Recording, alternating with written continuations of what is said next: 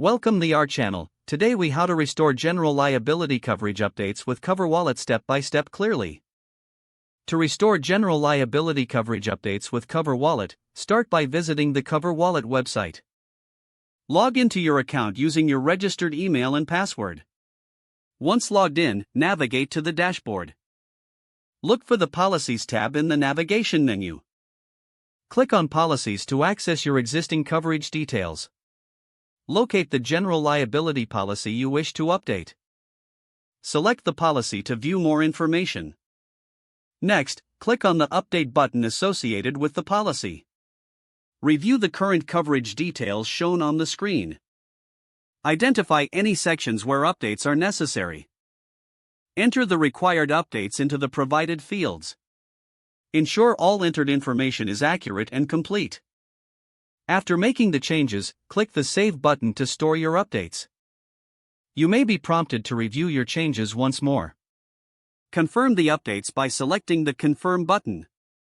A summary of your modifications will be displayed for your final review. Once everything looks correct, proceed by clicking on Submit Changes. Wait for the confirmation message indicating your updates were successfully processed. Check your email for an updated copy of your general liability policy. If you have any questions or issues, utilize the support chat feature for assistance. If the page does not load, refresh the browser or try again in a private or incognito window. Make sure you are using the correct email address, then retype it carefully to avoid small typos. If your password is not accepted, use the reset option and create a new strong password you can remember.